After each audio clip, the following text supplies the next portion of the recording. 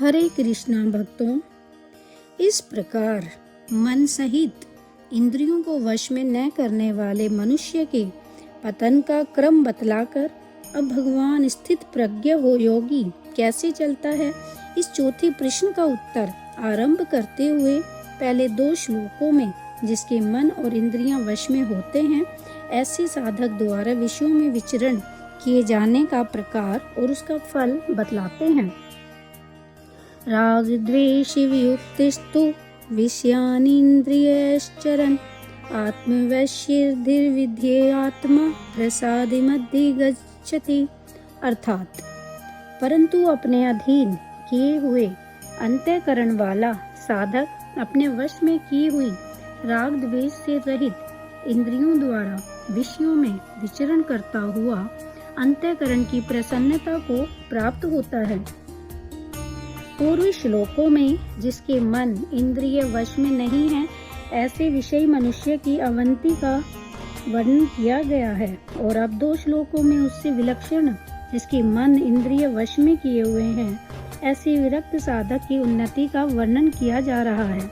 इस भेद का द्योतक यहाँ तू पद है, जिसका अंतःकरण भली भांति वश में किया हुआ है, ऐसे साधक का वाचक यहाँ विद्यात्मा पद है। अर्थात साधारण मनुष्यों की इंद्रियां स्वतंत्र होती हैं, उनके वश में नहीं होती। उन इंद्रियों में राग द्वेष भरे रहते हैं। इस कारण उन इंद्रियों के वश में होकर भोगों को भोगने वाला मनुष्य उचित अनुचित का विचार न करके जिस किसी प्रकार से भोग सामग्रियों के संग्रह करने और भोगने की चेष्टा करता है और उन भोगों में राग द्वेष करके सुखी दुखी होता रहता है, उसे आध्यात्मिक सुख का अनुभव नहीं होता, किंतु उपर्युक्त साधक की इंद्रियां उसके वश में होती हैं और उनमें राग द्वेष का अभाव होता है।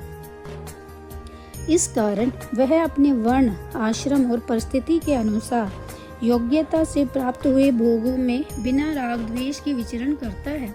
उसका देखना, सुनना, खाना, पीना, उठना, बैठना, बोलना, बतलाना, चलना फिरना और सोना जागना आदि समस्त इंद्रियों के व्यवहार नियमित और शास्त्र विहित होते हैं। उसकी सभी क्रियाओं में राग द्वेष, काम, क्रोध और लोभ आदि विकारों का अभाव होता है। यही उसका अपने वश में की हुई राग द्वेष रहित इंद्रियों द्वारा विषयों में विचरण करना है। अब तीनों ही भगवान की प्राप्ति में सहायक है, किंतु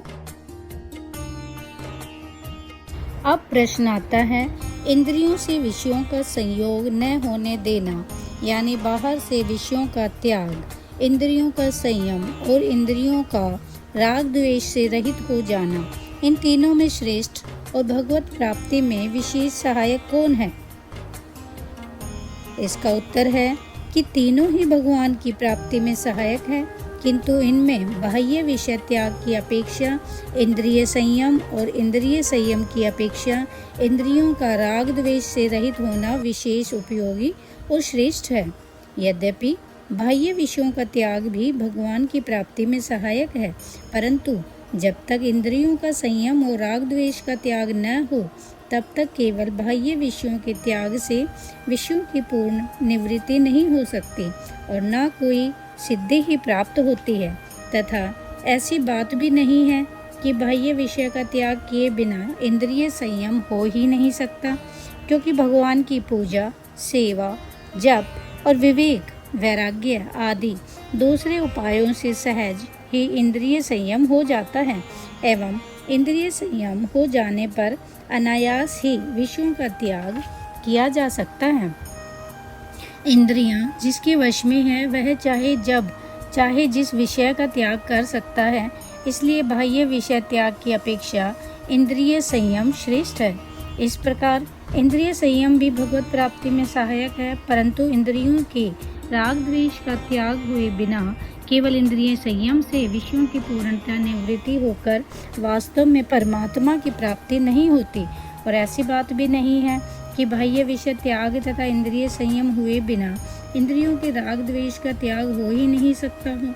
सत्संग, स्वाध्याय और विचार द्वारा सांसारिक भोगों की अनित्यता का भाव होने से तथा ईश्वर कृपा और भजन ध्यान आदि से राग द्वेष नाश हो सकता है।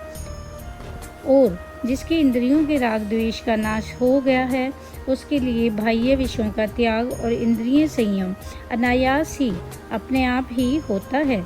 जिसका इंद्रियों के विषयों में राग द्वेष नहीं है, वह पुरुष यदि बाह्य रूप से विषयों का त्याग न करे तो विषयों में विचरण करता हुआ ही परमात्मा को प्राप्त कर सकता है। इसलिए इंद्रियों का राग द्वेष से रहित होना विषयों के त्याग और इंद्रिय संयम से भी श्रेष्ठ है। वश में की हुई इंद्रियों द्वारा बिना राग द्वेष के व्यवहार करने से साधक का अंतःकरण शुद्ध और स्वच्छ हो जाता है। इस कारण उसमें आध्यात्मिक सुख और शांति का अनुभव होता है। उस सुख और शांति का वाचक यहाँ प्रसादम पद है। इस सुख और शांति के हेतु रूप अंतःकरण की पवित्रता को और भगवान के अर्पण की हुई वस्तु अंतःकरण को पवित्र करने वाली होती है। इस कारण उसको भी प्रसाद कहते हैं। परंतु अगले श्लोक में उपयुक्त पुरुष के लिए प्रसन्न चेतस पद का प्रयोग किया गया है। अतः यहाँ प्रसादम पद का अर्थ अंतःकरण की आध्यात्मिक प्रसन्नता मानना ही ठीक मालूम होता है। ओम नमो भगवते वासुदेवाय नमः।